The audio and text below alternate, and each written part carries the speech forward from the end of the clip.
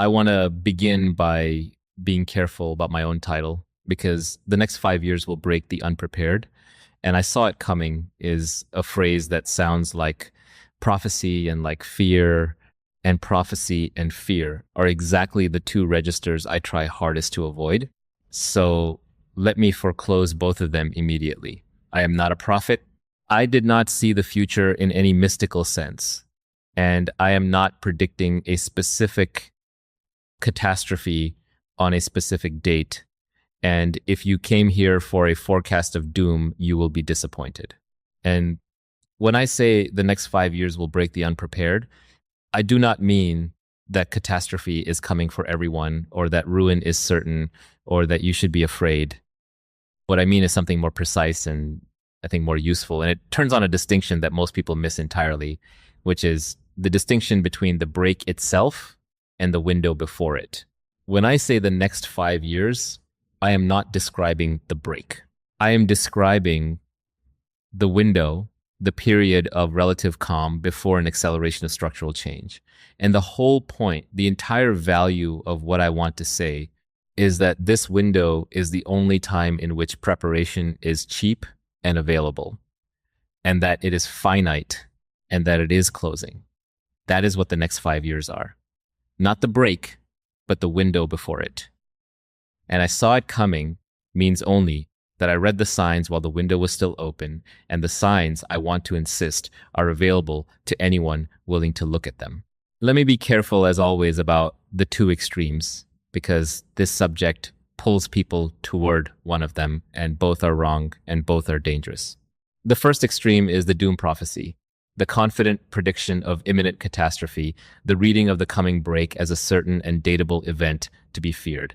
And this is wrong, both because no one can predict such things with that precision, and because fear is a poor guide that produces reactive rather than deliberate decisions. And the second extreme is the comfortable dismissal, the belief that preparation is unnecessary, that the concerns are overblown, that the calm of the present is evidence that no break is coming, and that the sensible response is simply to relax and continue. This is the more common error, and it is more dangerous, because it mistakes the calm of the window for the absence of any coming change, and thereby wastes the very window in which preparation is possible. The truth is neither prophecy nor complacency. The truth is that we are in a window, that the window is the cheap time to prepare, that the signs of the coming acceleration are already visible to anyone willing to read them, and that the intelligent response is neither fear nor dismissal, but the calm and deliberate use of the window while it is still open. So let me start with what it actually means to see something coming, because the phrase invites the mystical reading, and the mystical reading is wrong. And the correct understanding is both more mundane and more genuinely useful. The people who see structural change coming are not prophets, and they do not have secret information, and they are not gifted with any special sight into the unknowable future. What they do is read signals that are already present, signals that are visible to everyone, but that most people dismiss or explain away or fail to perceive, because perceiving them is uncomfortable. Seeing it coming is not the prediction of an unknowable future. It is the accurate reading of an already visible present, combined with the understanding that structural forces already in motion tend to continue in motion, so that reading the present accurately and extrapolating the forces already running is most of what seeing it coming actually consists of. The signs of the coming acceleration are already here. The technological forces reshaping the productivity of every domain are already visible. The monetary dynamics eroding the foundations people assume permanent are already running. The shifts in where genuine capability accumulates are already underway. Seeing it coming is not magic. It is reading what is already present and having the courage to take it seriously rather than explaining it away. And that courage, that willingness to take the visible signs seriously, is far rarer than the perception itself, because the perception is available to almost everyone, and the courage to act on it is available to almost no one. The principles that determine how to read the structural signals accurately, how to see what is already in motion and take it seriously rather than dismissing it, and how to prepare accordingly are worth studying deliberately and as a connected whole, and there is a body of work that lays them out carefully called the Naval Codex. It is not a forecast, and it is not a set of tactics.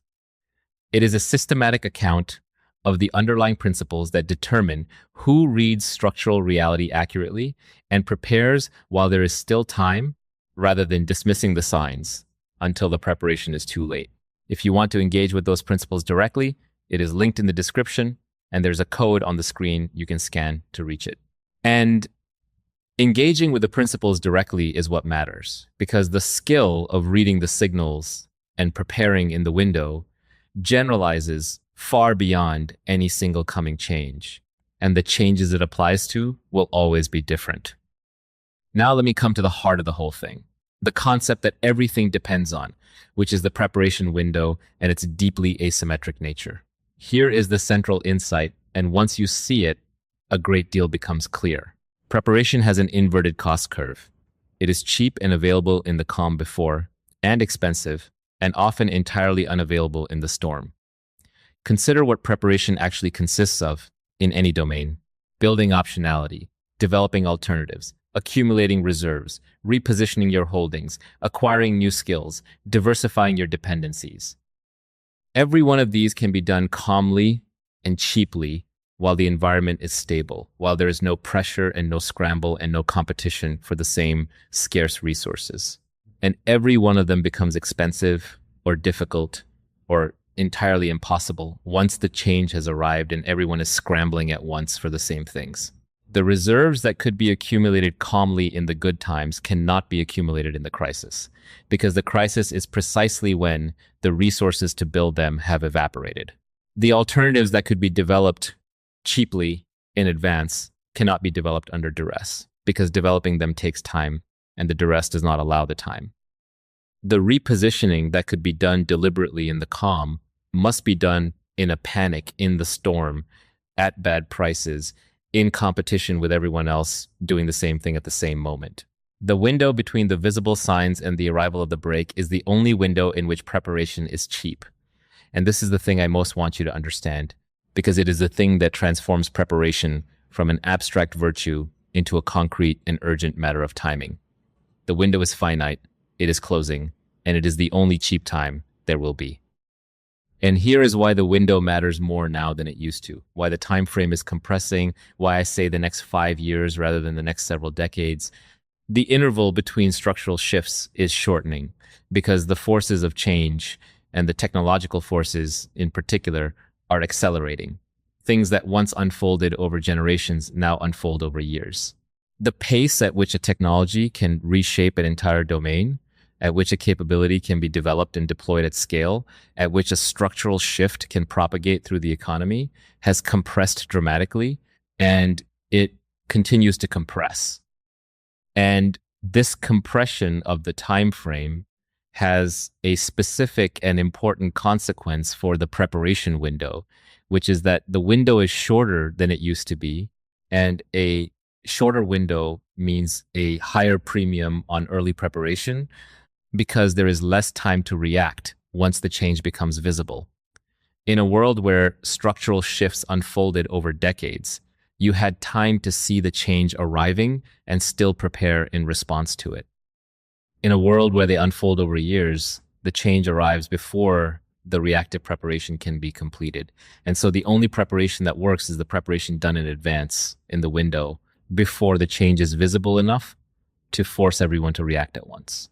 The compression of the time frame is what makes the window so precious, because it is what ensures that reactive preparation undertaken once the break is already visible, will almost always be too late.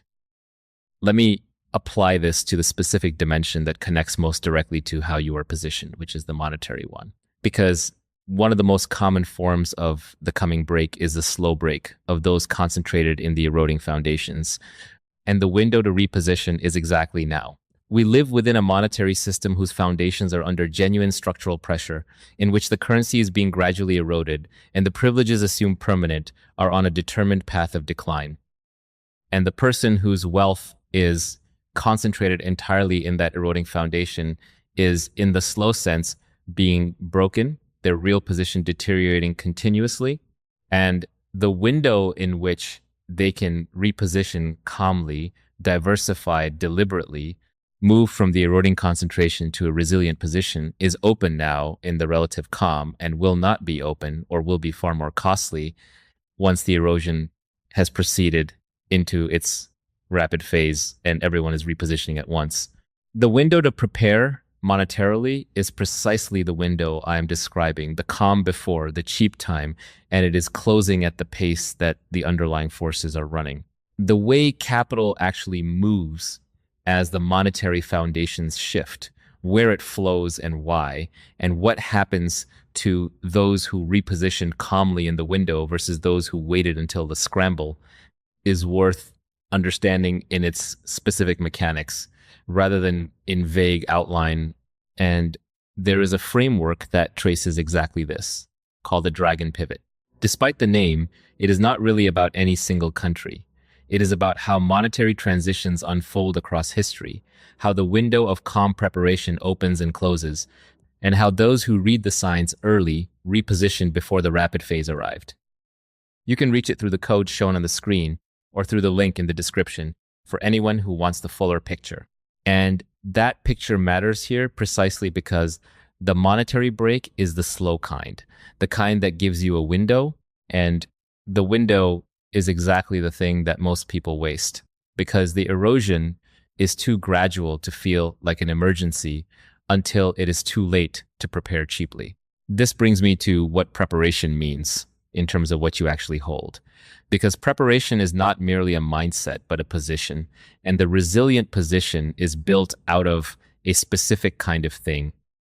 To prepare, in terms of what you own, is to build a position in genuine productive assets, in things whose value is grounded in real economic activity, rather than in the continuation of the fragile conditions that a break would end. And to build it now, in the window, calmly and deliberately, rather than in the scramble.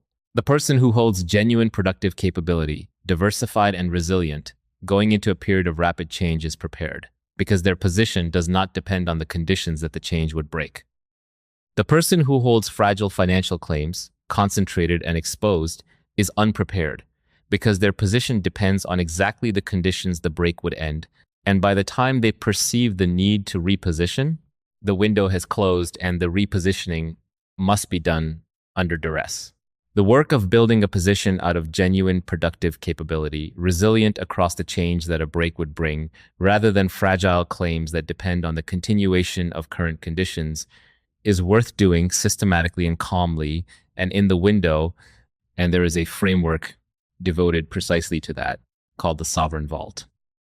It is concerned with building durable, generationally significant wealth, grounded in real productive assets and real institutional protection, the kind of position that is prepared for a period of rapid change, rather than broken by it, rather than in the fragile arrangements that look sound only so long as the calm holds. It is linked below, and the code on the screen will take you straight to it for anyone who wants to go deeper on the question of what a genuinely prepared position holds.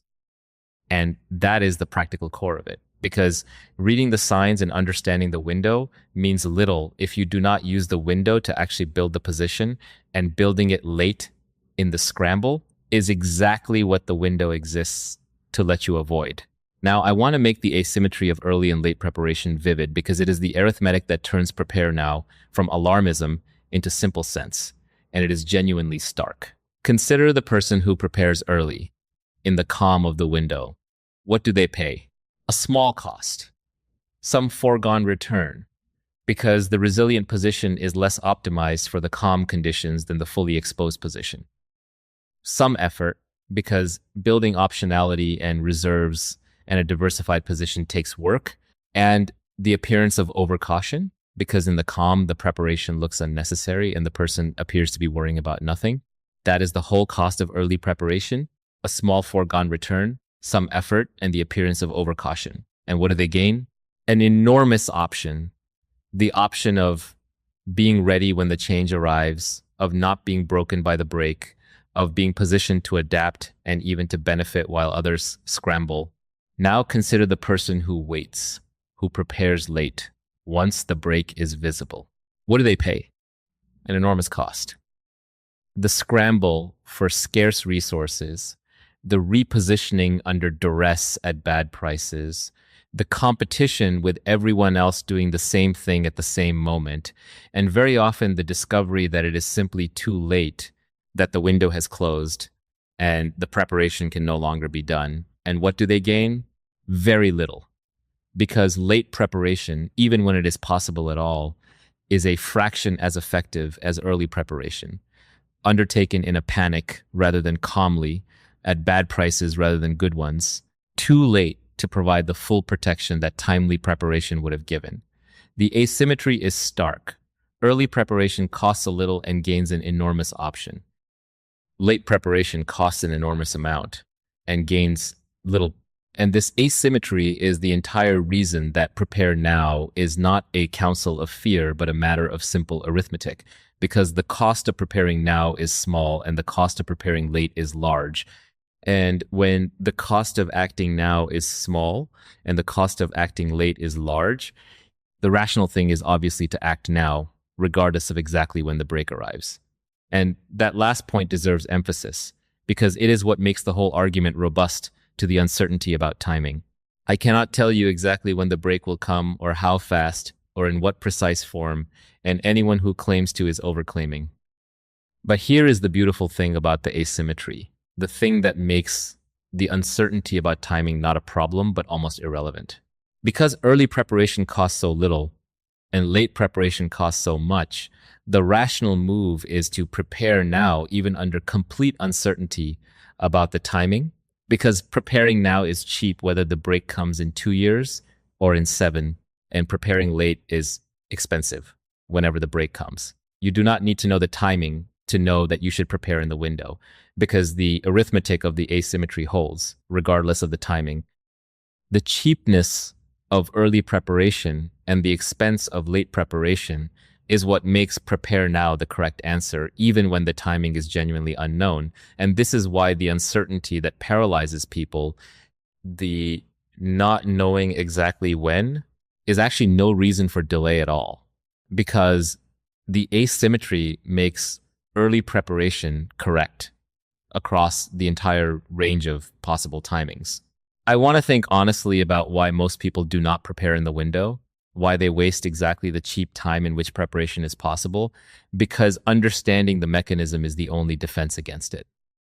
And the deepest reason is a genuine irony, which is that the window is by definition a period of calm, and in the calm, the need for preparation feels abstract and unnecessary. The very thing that makes the window the cheap time to prepare, its calmness, is the thing that makes people feel that preparation is unnecessary. Preparation in the calm looks like overcaution, like wasted resources, like a kind of paranoia, precisely because the break has not yet arrived to justify it. And the fully exposed, fully optimized position is outperforming the prepared one, and the prepared person appears to be worrying about nothing while foregoing return. And the human mind weights the concrete calm present far more heavily than the abstract turbulent future, so that the concrete experience of the calm, in which preparation looks unnecessary, overrides the abstract understanding that the calm is the cheap window and that the break is coming, and so people wait.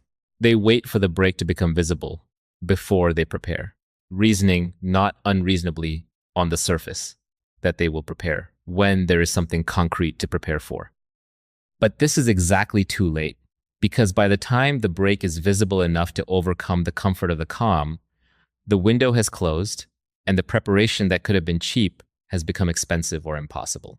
The tragedy, the specific and common tragedy, is that the very calm that makes preparation cheap is precisely what makes people feel it is unnecessary, so that the cheap window is systematically wasted by exactly the calmness that makes it cheap. I want to be very clear about what I am not saying, because the misreadings here are dangerous and I want to foreclose them. The next 5 years will break. The unprepared is not a prophecy of doom, and it is not fear-mongering, and it is not a prediction of a specific catastrophe on a specific date. It is a statement about the window and the asymmetry, about the fact that the calm before is the cheap time to prepare and that the window is closing. And I saw it coming is not a claim to prophecy. It is a claim to have read the already visible signs and taken them seriously, which is something available to anyone. And prepare now is not a counsel of panic. It is the calm, deliberate use of the window while it is open, the unhurried building of a resilient position in the cheap time, precisely so that panic will not be necessary later. And I want to be honest that I cannot promise a specific break on a specific timeline, but the whole point is that I do not need to, because the asymmetry makes preparation in the window correct, regardless of the timing. Cheap now and expensive later, so that preparing now is robust to all the uncertainty about exactly when and how the break arrives. So I want to end, as I always do, not with an exhortation, but with an invitation to see clearly, because this is, in the end, one of the oldest pieces of wisdom there is, understood by every tradition and every discipline that ever took seriously the question of how to endure. Prepare in the calm before the storm.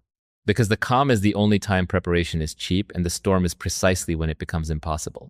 The window between the visible signs and the arrival is the cheap window, the only cheap window, and it is finite and it closes. This is not new.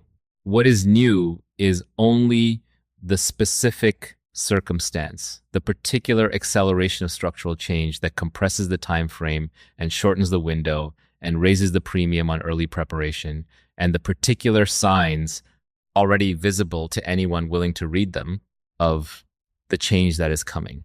The next 5 years are the window, not the break. That is the thing I most want to leave you with. They are the cheap time, the calm before, the finite and closing interval in which preparation is still available and still inexpensive, and the whole question is whether you will use them or waste them, whether you will read the visible signs and take them seriously and prepare while the window is open, or whether you will let the comfort of the present calm persuade you that preparation is unnecessary until the window has closed and the break has arrived, and the preparation that could have been cheap has become impossible. And the value of using the window invisible for a long time, the way these things always are, through the stretch in which the calm still holds and the person who prepared appears merely to be worrying about nothing while foregoing return, reveals itself the way preparation always reveals itself, which is slowly in the quiet accumulation of a resilience that no one notices and that seems in the calm to be pure waste. And then suddenly, at the moment the break finally arrives and the window slams shut and the unprepared scramble for what can no longer be had, and the person who read the signs and used the cheap window while it was open is found to have been all along simply the one who prepared when preparation was still possible.